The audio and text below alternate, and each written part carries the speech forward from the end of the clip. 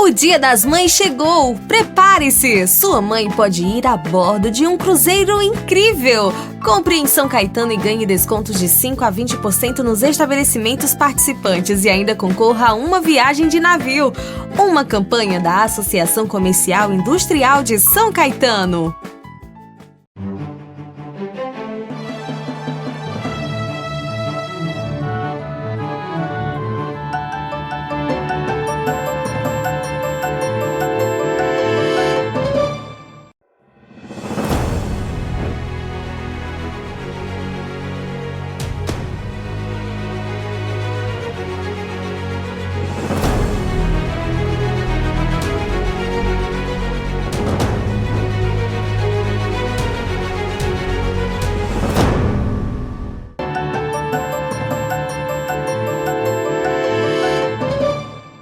Muito bem, amigos telespectadores, amigas telespectadoras, caros internautas que nos acompanham pelas redes sociais.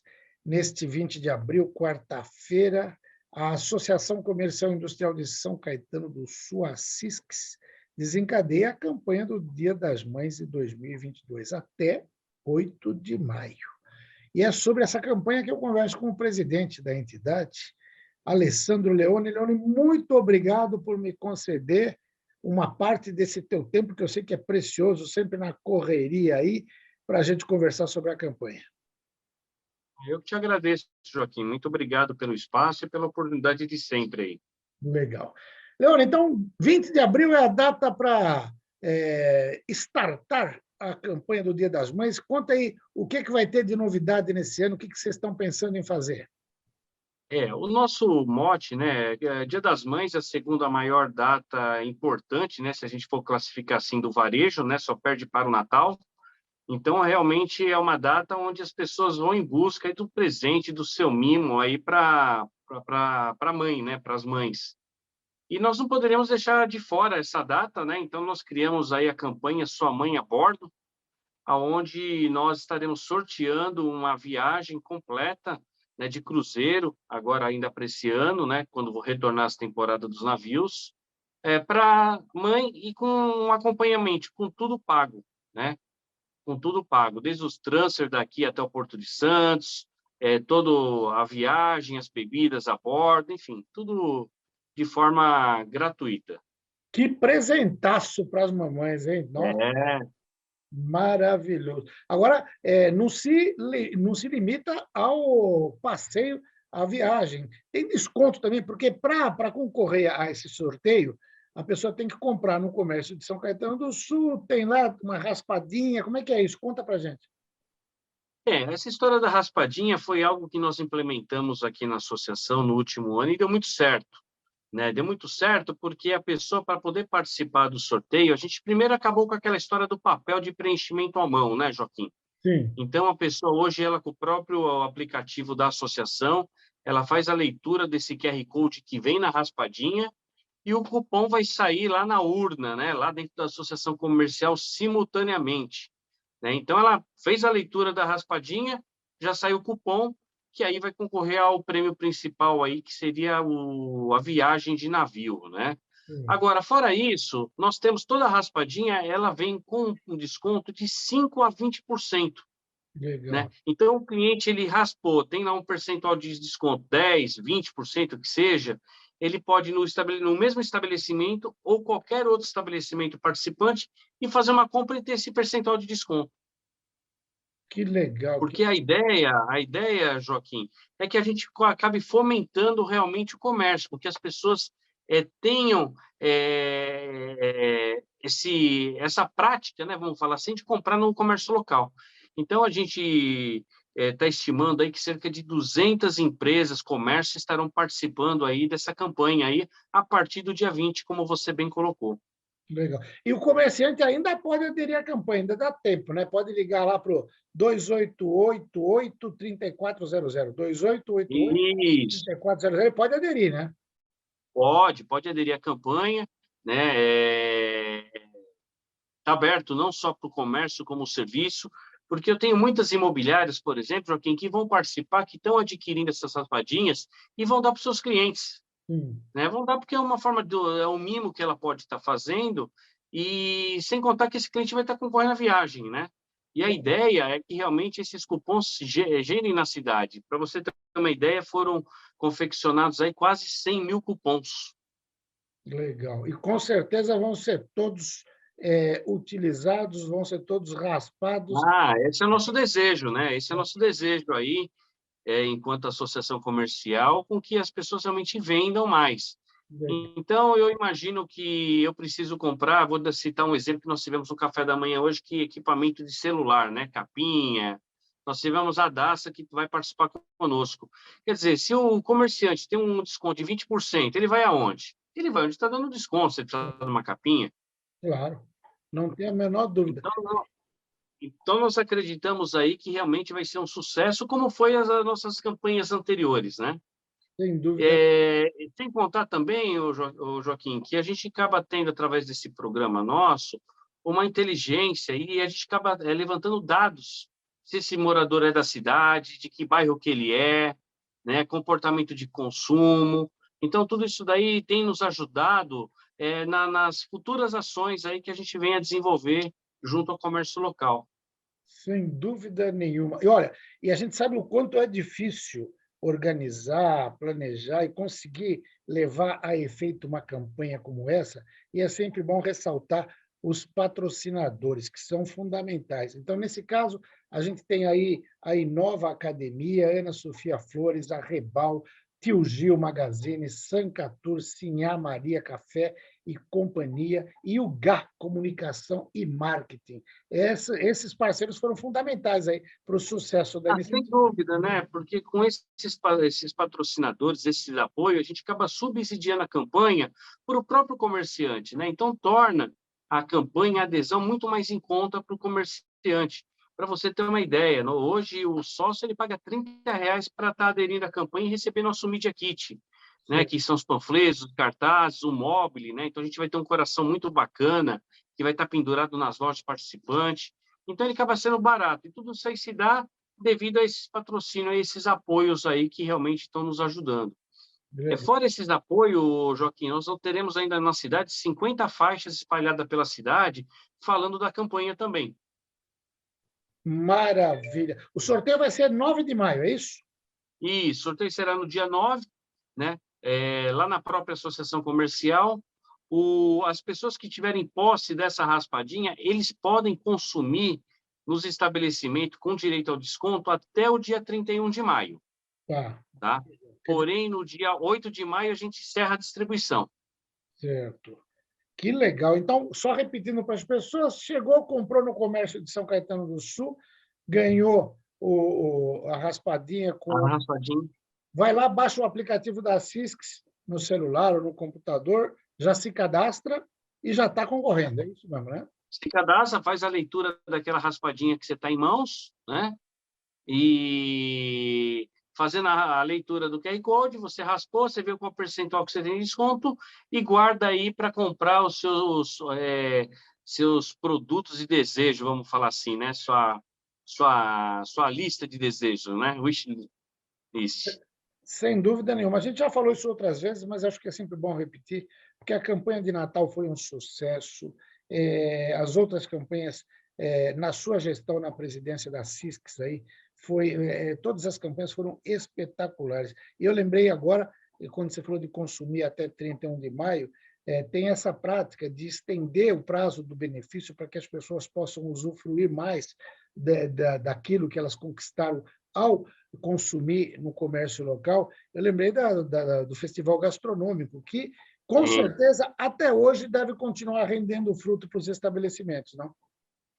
Com certeza. Eu tenho tido contato com alguns estabelecimentos, Joaquim, que participaram, e o Festival Gastronômico foi um divisor de água para alguns estabelecimentos, né? Então, um estabelecimento que não era conhecido na cidade passou a ser conhecido na cidade toda, né? Então, acabou desenvolvendo ali, por conta desse festival, uma série de clientes novos que acabaram se fidelizando devido à qualidade desses restaurantes, desse estabelecimento participante, né?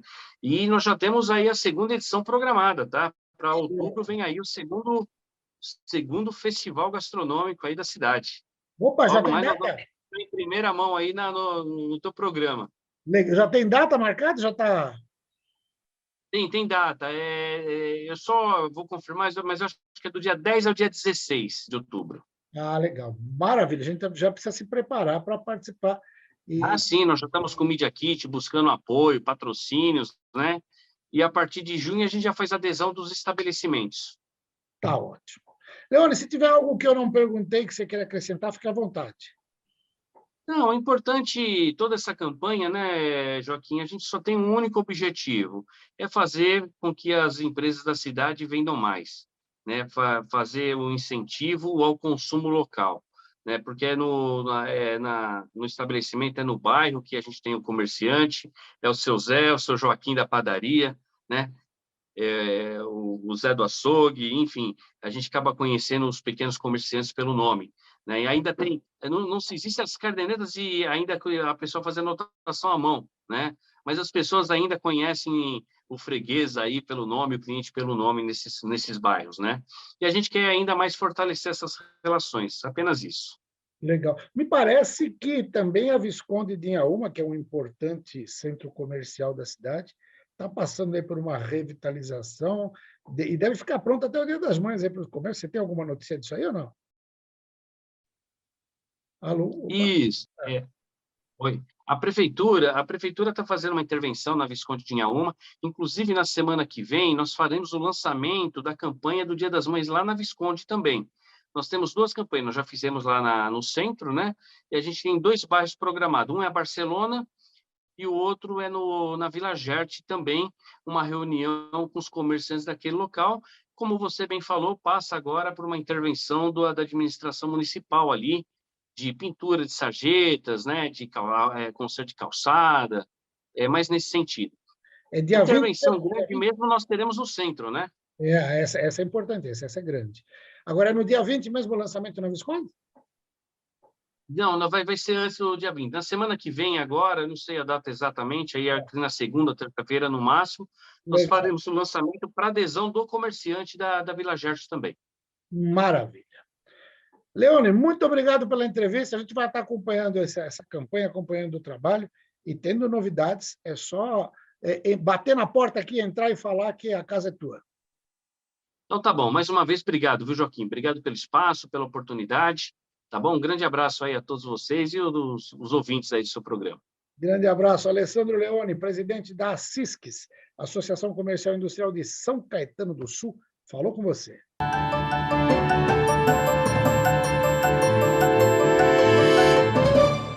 A construtora Patriani traz para São Bernardo o prédio mais moderno da cidade, em uma localização incomparável, ao lado do Shopping Metrópole e do Parque das Bicicletas. Apartamentos amplos com 3 suítes, varanda gourmet, depósito privativo e 2 ou 3 vagas grandes na garagem, sendo uma vaga americana. E ainda um ponto de recarga para carro elétrico por apartamento. Um projeto exclusivo para quem quer viver com o máximo de conforto e sofisticação. A área de lazer é completa. Beach tênis, casa de campo e piscina aquecida são apenas alguns exemplos. Tem ainda espaço coworking, pet place, espaço Uber, delivery room e muito mais. Um prédio altamente tecnológico, que tem até fazenda de energia solar instalada no topo dos edifícios. Espetáculo Patriani em São Bernardo. Diferente de tudo que você já viu.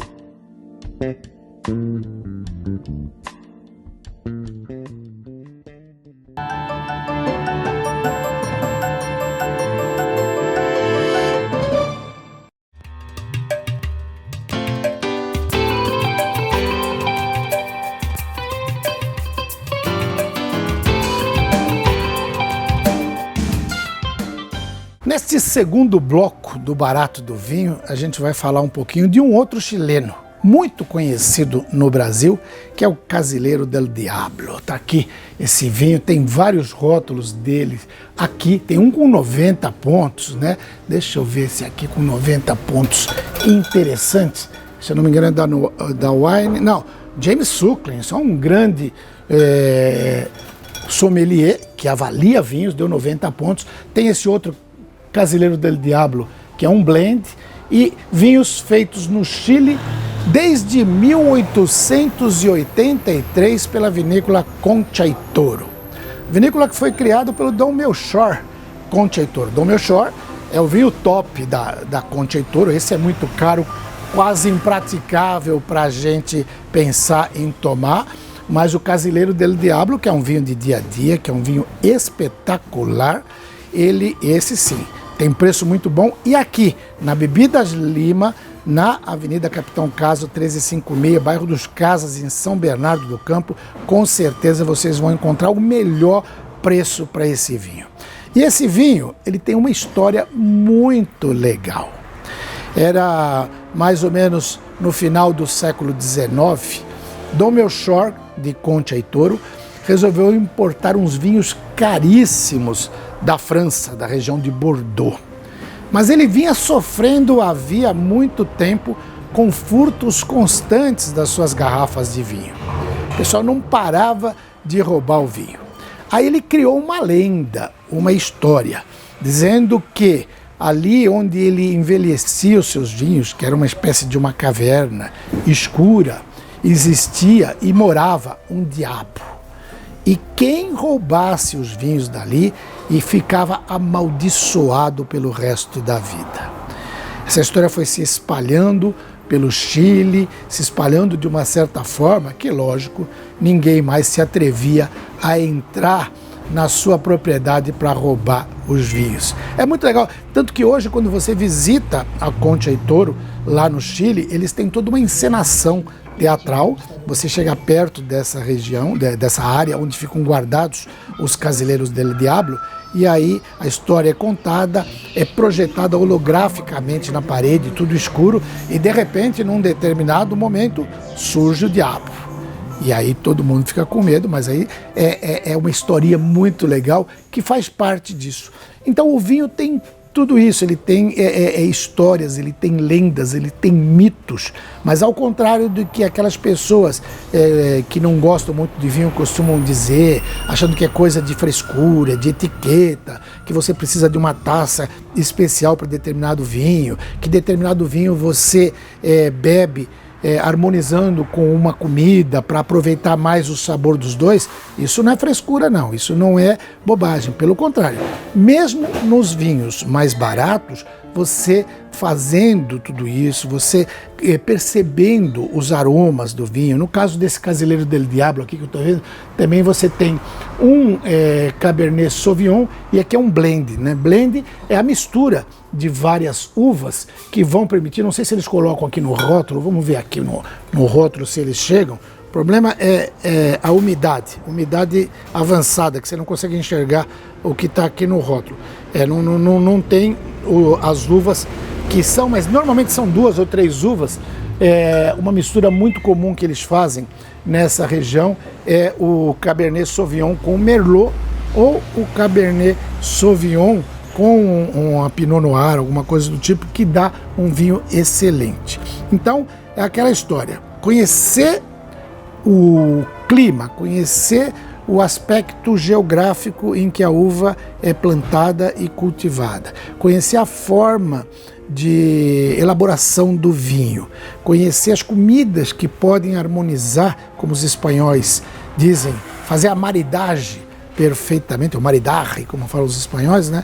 Também é fundamental para que você tenha um melhor proveito daquilo que você está bebendo. A gente fala e repete, vinho não é uma bebida para encher a cara, para você tomar uma garrafa sozinho. Pelo contrário, é colocar um pouquinho na taça, sentir o aroma, sentir quando ela tem frutas, você sente perfeitamente o aroma das frutas. Quando ela tem chocolate, quando ela tem café, quando ela tem tabaco, e quando você coloca no paladar, e começa a sentir o gosto dela, quando ela amarra um pouco, não amarra, se ela tem tanino, se ela chama uma carne, como é o caso da Malbec, se ela chama um peixe, que é o caso de um vinho branco mais bem elaborado, e por aí vai, você vai degustar e aprender muito mais. O mundo do vinho traz esses encantos, e são esses encantos que a gente traz semanalmente aqui, neste bloco chamado O Barato do Vinho.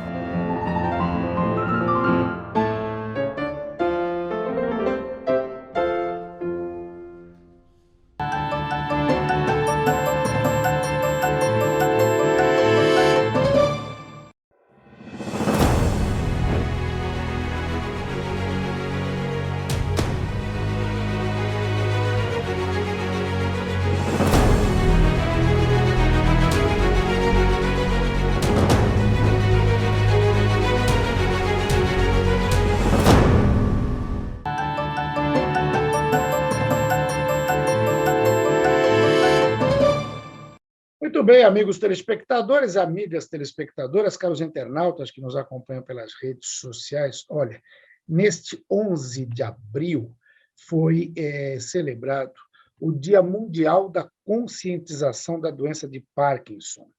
E a data é importante para a gente discutir sobre a doença e as possibilidades para que o paciente e sua família tenham uma melhor qualidade de vida.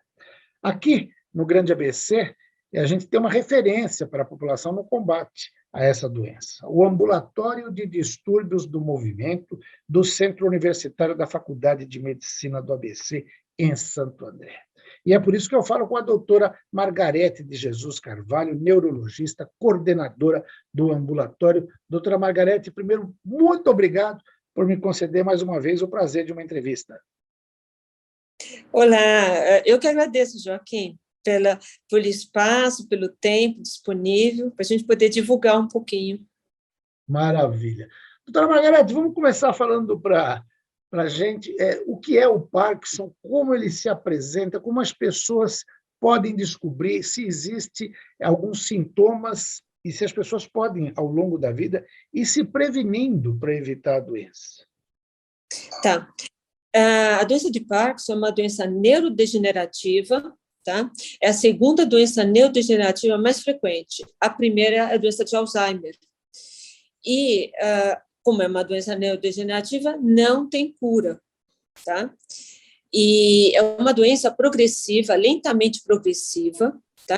E que o paciente ele vai tendo dificuldade nos movimentos automáticos, então andar, falar, caminhar, falar uma segunda língua, andar de bicicleta, fazer os movimentos automáticos, que a gente não precisa, depois que a gente aprende a fazer o movimento, a gente não precisa pensar para poder realizá-los. Então, para a gente poder andar, depois que a gente aprendeu a andar, você levanta e anda normalmente, você não pensa para fazer a ação. Então, esses movimentos que são comprometidos. A causa da doença de Parkinson, até hoje, a gente não sabe. Acredita-se que seja por estresse oxidativo, alterações bioquímicas mesmo, né? E que levem à morte de determinados neurônios. Quais esses neurônios? Os neurônios dopaminérgicos, que produzem o neurotransmissor dopamina. Então, a pessoa vai perdendo essa substância do organismo. E a doença, aí que é o agravante, né? A doença, ela só se manifesta quando a pessoa já perdeu 70% a 80% desses neurônios.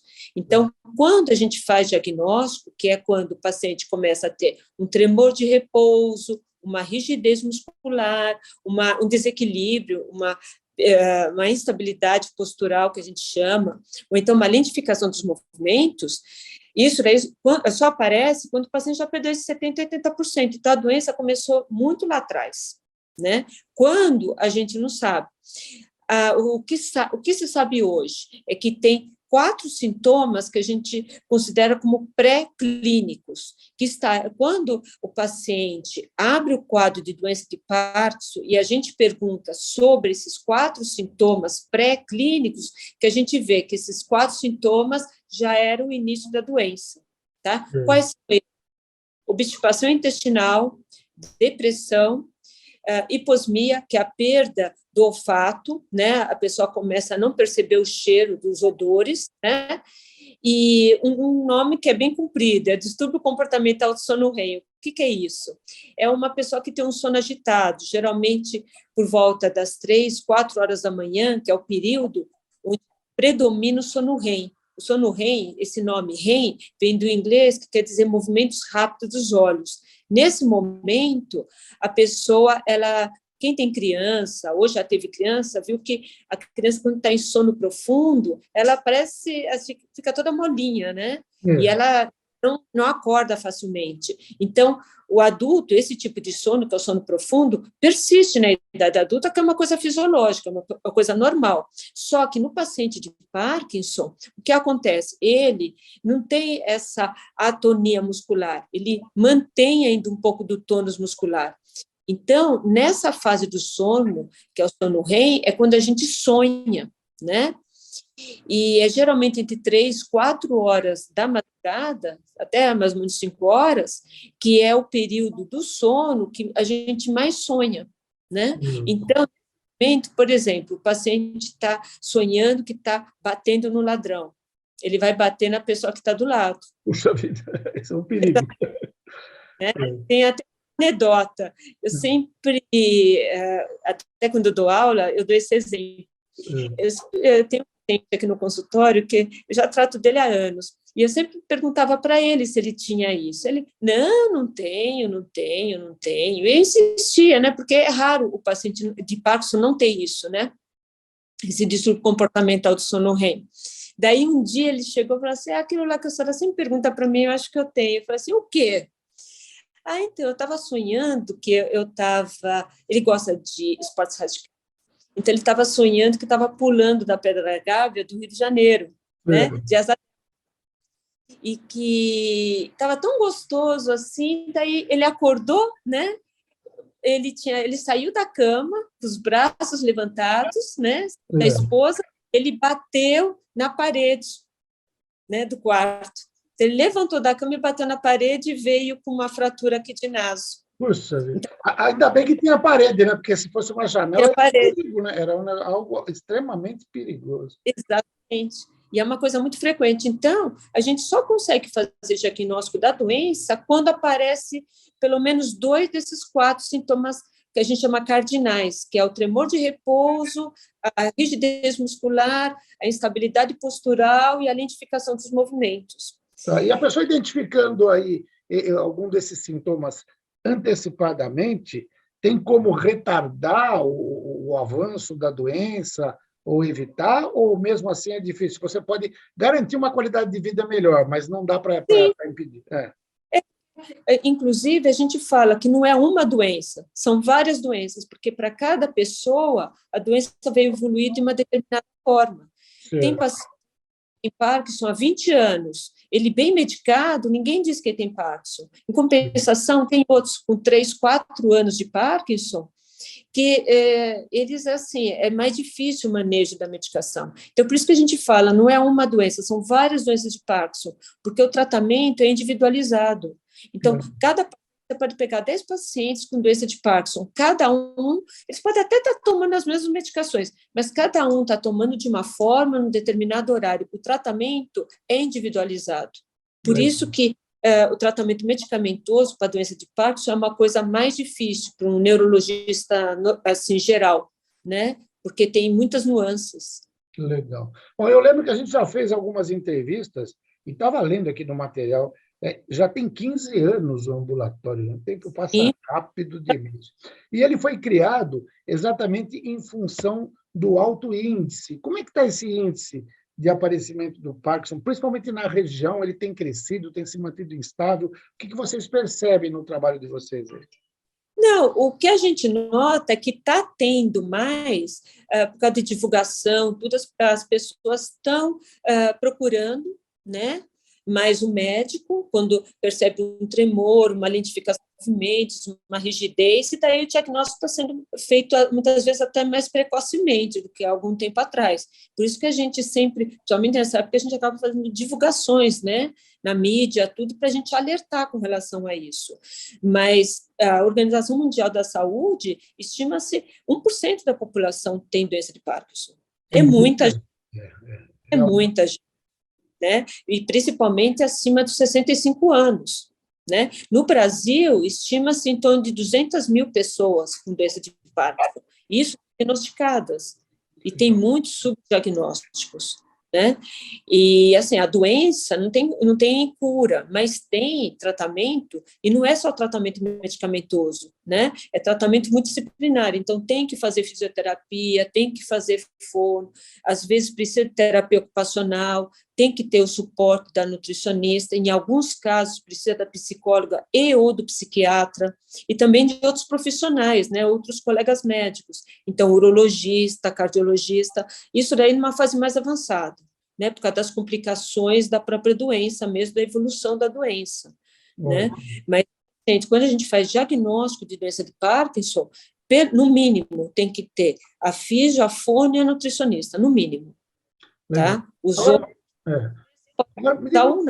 Doutora Margarete, como é que é a pessoa que considere que precisa procurar o ambulatório, ela tem que fazer, ela pode ir direto, ela tem que passar por uma UBS, ser indicada por um clínico geral, como é que funciona esse encaminhamento? Então, o ambulatório, ele serve a 7 cidades, né? Inclusive, até algumas pessoas de São Paulo acabam sendo também acompanhadas por nós. Como é que é o fluxo? O fluxo vem direto da UBS, tá? Então, a UBS, né, o clínico, o médico de família, que encaminha para o ambulatório de especialidade. E é um ambulatório aberto, a gente tem casos novos, tem os retornos, mas, assim, a maior parte dos pacientes são aqui de Santo André mesmo, né? Santo André e São Bernardo. Tem alguns de Mauá, bem menos de Diadema, mas o forte mesmo, assim, a maior demanda é de Santo André. Legal. E dá para fazer, assim, um balanço desses 15 anos? É bastante tempo? O que deu para sentir de evolução nos tratamentos? O que deu para sentir evolução até do conhecimento que as pessoas têm da existência desse serviço? Eu acho que as pessoas, de um modo geral, estão mais abertas, né, à informação, procuram informação, né, não só como para as outras doenças também, e eu percebo que também o preconceito, aquela vergonha que muitas vezes a pessoa tem de procurar um médico porque está tremendo, alguma coisa assim, está diminuindo bastante, né? E o nosso ambulatório temos quase 400 pacientes, né, que nós acompanhamos. Então, é um ambulatório assim, bem rico mesmo, né? Tem uma demanda bem grande. E a maior parte dos pacientes que chegam para nós são de pacientes com um Parkinson intermediário para avançado. Então, são pacientes mais complicados no manejo terapêutico, né? E que é o perfil mesmo do ambulatório, um ambulatório ligado à faculdade, né? Um ambulatório universitário. Geralmente, esses casos mais graves que realmente precisam do subespecialista. Legal. Né? Logo no começo da entrevista, você falou da diferença, assim, rapidamente, do Alzheimer e do Parkinson, e muitas vezes a gente tem, a gente faz essa confusão. Né? Dá para falar, assim, sucintamente, a diferença de um e do outro? Bom, as duas doenças são doenças neurodegenerativas, ou seja, não tem cura. As medicações para Parkinson, quando elas bem indicadas, junto com o tratamento multidisciplinar, proporcionam uma qualidade de vida muito boa para o paciente, né? O Alzheimer e, assim, o Parkinson é relacionado a movimento, tá? O Alzheimer também é a doença neurodegenerativa mais frequente, né? E é geralmente acima dos 65, 70 anos de idade. E a fisiopatologia, a etiologia, a gente também não sabe por que você tem a morte desses neurônios. São outros tipos de neurônios. É uma outra substância envolvida, que é a acetilcolina, tá? A morte desses neurônios que produzem acetilcolina proporciona um distúrbio cognitivo, ou seja, uma perda da memória. E é uma memória recente. A memória antiga, que muitas vezes a família fala, não, mas ele lembra de fatos de 20, 30 anos atrás que eu não lembrava, né? Por quê? Porque a memória antiga, o que acaba acontecendo? Ela, no cérebro, é como se ela tivesse assim, um carimbo, ela fosse registrada, né? Ela é uma memória mais concêntrica, né? E uma memória mais concreta. Então, por isso que a memória antiga, ela ainda fica parcialmente preservada na fase inicial e, em alguns casos, na fase intermediária também, porque na fase avançada já perde tanto a memória recente quanto a memória antiga, né? A pregressa. Né? E o tratamento é totalmente diferente. As medicações também que a gente usa para Alzheimer, aí tem um pouquinho de diferença. Para Alzheimer, a gente dá a medicação com a intenção de tentar desacelerar a evolução da doença. É nessa intenção, e melhorar a qualidade de vida do paciente. No Parkinson, não tem isso. A doença está evoluindo, né? Ela continua evoluindo, apesar do médico, né? E apesar das medicações, mas você consegue proporcionar uma qualidade de vida melhor para o paciente. Você tem um arsenal de medicações muito maior, inclusive para cada fase do Parkinson, da evolução do Parkinson, porque as duas são evolutivas, tá? Uma com relação à alteração da memória, que é o Alzheimer, e outra com relação à movimentação. Tá ótimo. Doutora Margarete, eu ficaria aqui mais um tempão, porque é uma aula e o papo é sempre muito bom. Infelizmente, o tempo de televisão é implacável. Se tiver algo que você queira acrescentar, que eu não perguntei, alguma orientação, fique à vontade. O que eu gostaria assim, de frisar é que justamente isso, não precisa ter vergonha, né? Se tem alguma dúvida, às vezes tem algum parente que já teve essa doença, tudo. Atualmente a gente tem um tratamento, assim, uma gama de tratamento, e todo o tratamento é custeado pelo SUS, são medicações caras que você consegue ter acesso, né? Então as pessoas acham que não tem tratamento, então não tem acesso também às medicações, não. Todo o tratamento para Parkinson, ele é gratuito. Né? Tem uma burocracia, porque é medicação de alto custo, mas a partir do momento que consegue ter acesso, consegue receber essa medicação sem problema nenhum. E realmente procurar. Na dúvida, é melhor passar em consulta, tirar dúvida do quadro de ansiedade, e se por acaso tiver a doença, inicie o tratamento. Sem dúvida nenhuma. Aí vai ao UBS, relata o problema para o médico, ele com certeza faz um encaminhamento, vai aí para o ambulatório e, com certeza, consegue ter uma qualidade de vida bem melhor. Doutora Margarete, mais uma vez, muito obrigado pela entrevista. A gente fica sempre à disposição, quando tiver novidade, para levar as informações aqui para o nosso público do ABC. Eu que agradeço, de coração. Tá ótimo. Doutora Margarete de Jesus Carvalho, neurologista, coordenadora do Ambulatório de Distúrbios do Movimento do Centro Universitário da Faculdade de Medicina do ABC, falou com você.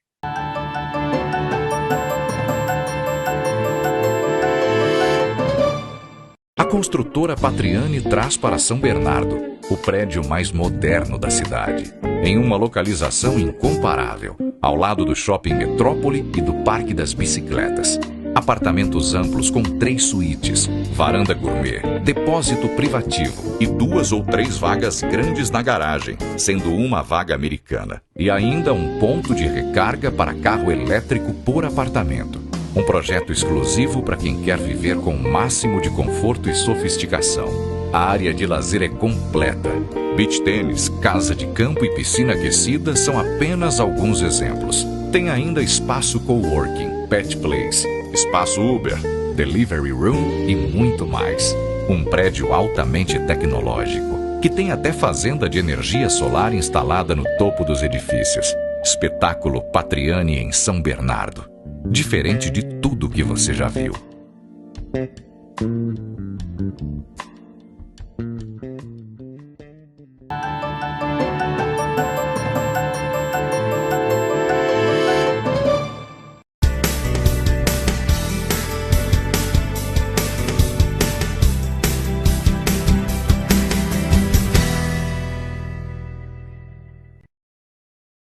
Muito bem, a gente começa mais um Bloco Saúde do Homem com o professor Dr. Marcos Dias Machado, urologista da Uroproctor, em Caetano do Sul.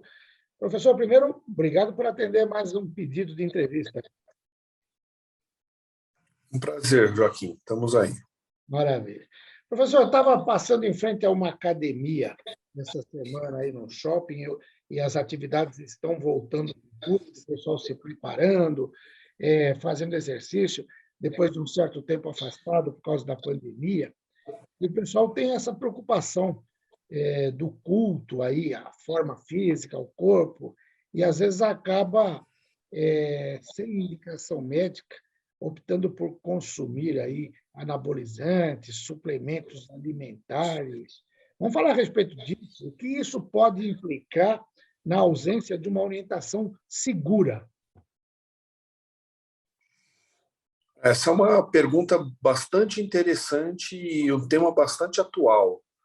Como você bem falou, principalmente aqui no Brasil e alguns países do mundo, o culto ao corpo é uma coisa que está muito arraigada na sociedade. As pessoas querem melhorar o corpo às custas, muitas vezes, de medicações ou de suplementos que podem trazer algum problema, algum risco para a saúde. Quando a gente está falando de anabolizantes, a gente está falando de testosterona, basicamente testosterona. Quais seriam os efeitos? Ele tem hipertrofia osteomuscular, que é uma coisa positiva para o efeito que o indivíduo quer receber, só que tem efeitos também, pode ter efeitos proliferativos, principalmente na próstata, pode ter efeitos proliferativos na linhagem sanguínea, né, das hemácias, principalmente com policitemia, né? E aí o que vai acontecer? Vai acontecer aumento do risco de trombose e de eventos cardiovasculares em indivíduos jovens que não eram para ter esse tipo de eventos, nem indivíduos de mais idade, um pouco aumento da próstata, né? Então, e além disso, indivíduos jovens têm um problema, e quando eles querem ter fertilidade, que é mais para frente, depois quando se casam, e estão tomando suplementos, muitas vezes eles não produzem mais a testosterona exógena deles, produção própria, né? A que a gente coloca injetando vai estar inibindo a produção própria, e isso pode inibir a espermatogênese, que é a formação dos espermatozoides, e levar o indivíduo a um quadro de infertilidade. Então, tem que ser muito bem pensada essa reposição na testosterona, né? Nos hormônios anabolizantes. Os suplementos já têm um outro tipo de risco, né? Quando a gente fala de creatina, que é o que é mais utilizado, né, que é, na verdade, é lisado proteico, proteína, a gente está aumentando o risco de sobrecarga renal. Tá? Pode haver, tem que ser monitorado, indivíduos que estão tomando isso, a parte renal. E existe também o risco de formação de cálculos, né, através desses suplementos, né, o aumento da litíase urinária. Então, isso estou falando na área da urologia, obviamente, né? Então, um problema que tem que realmente ser acompanhado, indivíduos que estão tomando suplementação, né? Muitos desses suplementos, às vezes, têm adrenérgicos também, né, que podem afetar a parte cardiovascular. Então, o indivíduo tem que ser monitorado quando está tomando esses suplementos de academia. Correto. E ele tem mais problemas para homem do que para mulher, ou é igual? Com relação à suplementação, se você está falando de ou também é um anabolizante. Suplementação é igual. Mulher não tem índice de testosterona muito elevado, né? O que vai acontecer com a mulher é que vai masculinizar um pouco, né? Vai haver crescimento da laringe, a voz vai ficar mais grossa, pilificação, que não é uma coisa que mulher tem em área de pilificação masculina. Então, isso muda realmente. Fica, né, aquele corpo de paniquete, né, grande, né, hipertrófico, mas tem a consequência dessas outras coisas, né? Uma coisa positiva que a testosterona dá em dose baixa em mulher, e tem sido utilizado por alguns ginecologistas, é a melhora da libido, né? O indivíduo fica um pouco mais agressivo, tanto homem quanto mulher, e na mulher aumenta um pouco a libido. Obviamente que isso tem que ser muito bem controlado, não pode ser reposto em doses elevadas, que pode ter malefício à saúde. É por isso, então, que a mulher fica com aquele que o pessoal chama de voz de pato, né? Parece um pato falando. Por causa... fica exatamente, porque tem hipertrofia, né, da laringe. Ela aumenta de tamanho e a voz realmente muda o timbre da voz. É verdade. E o pessoal precisa tomar muito cuidado, porque quem já frequentou a academia sabe muito bem que, às vezes, até alguns personal trainers aí, eles se colocam à disposição para conseguir alguns desses suplementos, algum desses anabolizantes, de forma que não é a mais correta, quer dizer, ou seja, você é aquela história de vender por baixo do pano, trazer, sem ter a orientação, e aí esses riscos aumentam. Além de tudo, essa facilidade, ou até de comprar pela internet, que é uma coisa que se vê muito, né? É um risco muito grande para as pessoas, porque você precisa saber, inclusive, a origem desses produtos, né? Exato, né? Você tem toda a razão. Pode haver até, dependendo do estado de saúde da pessoa, pode ter até coisa que faça muito mal para ela. E os anabolizantes, eles são prescritos por médicos, e a gente informa, além do CRM, o CPF, é obrigatório. Então, não é para ser prescrito por não médicos, tá? Porque tem realmente efeitos importantes à saúde.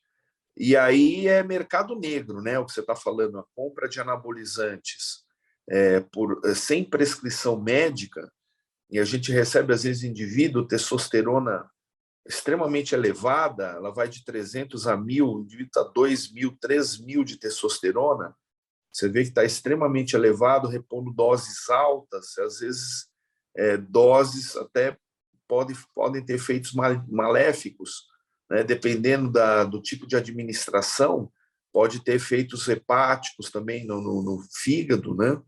Então, precisa tomar muito cuidado com esse tipo de prescrição, e prescrição principalmente feita por não médico, né? Que não tem a noção, a consciência dos efeitos tóxicos, sabe do efeito benéfico que tem, mas não sabe dos efeitos graves à saúde que pode acontecer com a reposição sem indicação médica. Correto. Bom, quando a gente faz exercício, a gente vai fazer os exames de sangue, tem aquela diferença do colesterol bom, colesterol ruim, né? Então, quando você pratica uma atividade física, você tende a aumentar o colesterol bom. No caso do anabolizante, ele age ao contrário, ele aumenta o colesterol ruim e diminui o bom? Ele pode fazer isso? Na verdade, você tem interação, sim, desse tipo de hormônio com o metabolismo dos lipídios, tá? Mas não é uma coisa extremamente significativa, tá? Onde vai alterar mais é mais na massa óssea, na massa muscular mesmo, e na formação de sangue, nas hemácias. Ali você vai ter um efeito hipertrófico importante. A testosterona funciona praticamente em todas as células do corpo humano, tem uma função, né? E o metabolismo de lipídio, interferência não é tão significativa. Ah, legal. Agora, quando a gente fala da saúde do homem, que é o nome do bloco, a gente pensa no homem como um todo, no físico e no mental também. Essas alterações e essas complicações que podem advir do uso incorreto, eles levam a problemas psicológicos também, não? O pior é você repor, né, estar num estágio de reposição com aquela hipertrofia muscular, que obviamente que muda, muitas vezes até melhora a autoestima da pessoa, e ter que suspender por efeito tóxico, essas coisas todas. E aí tudo aquilo volta ao normal, até piora, fica mais flácido até. Então, óbvio que modifica, né? Às vezes modifica para pior, né? Normalmente modifica para melhor, só que aí você tem que retirar, às vezes por efeito tóxico, reduzir dose, e aí você tem as consequências sérias, né, dessa retirada dos hormônios também. Então tem que pensar muito bem se vale a pena, né? Eu sou mais a favor mesmo de academia sem reposição nenhuma de anabolizante, principalmente. Suplemento você pode discutir, né? Às vezes, se a suplementação, se o exercício está muito intenso e você não se alimenta de maneira suficiente com proteína e glicídio, ter uma reposição nutricional, mas também feita por nutricionista, tá? Tudo seguindo com profissionais, eu acho que fica bem e de acordo com o índice que mantém a saúde do indivíduo, né? Sem prejudicar a saúde, né? Correto. É isso mesmo. Por isso que é sempre importante e necessário consultar um profissional, um médico. Professor, tem algo que queira acrescentar que eu não perguntei? Fique à vontade. Você veja, né? Um exemplo. Você fala, poxa, maratonista é o exemplo máximo, né, da atividade física de um ser humano. É saudável ser maratonista? Causa hipertrofia cardíaca e redução da quantidade de sangue. O sangue é o mesmo que entra no coração, se o coração fica muito grande. Então, esses indivíduos têm a chance de ter infarto precoce. Então, assim, o que é saudável? Saudável é o equilíbrio, né? Até um maratonista, esses pentatleta, triatleta, isso é o esforço máximo que o indivíduo pode realizar. Isso também tem efeito tóxico, tá? Então, cada um faz a sua escolha exatamente do que quer, de como quer levar a sua vida, né? Mas eu acredito que o equilíbrio, ter uma atividade física equilibrada, 30 minutos por dia, né? Ou a cada 2 dias, 1 hora, tudo isso vai levar um efeito cardiovascular, efeito para a saúde, a parte mental fica bem também, né? Reduz a chance de diabetes, mas também o exagero também também pode levar a problemas. Então, o equilíbrio, né? Deixar a mensagem aqui do equilíbrio para as pessoas, né? Da prevenção do equilíbrio. Maravilha. Professor, muito obrigado pela entrevista. Semana que vem tem mais Saúde do Homem. É isso. Um abraço. Até mais. Até a próxima. Professor Dr. Marcos Tobias Machado, da Uroproctor, de São Caetano do Sul, falou com você.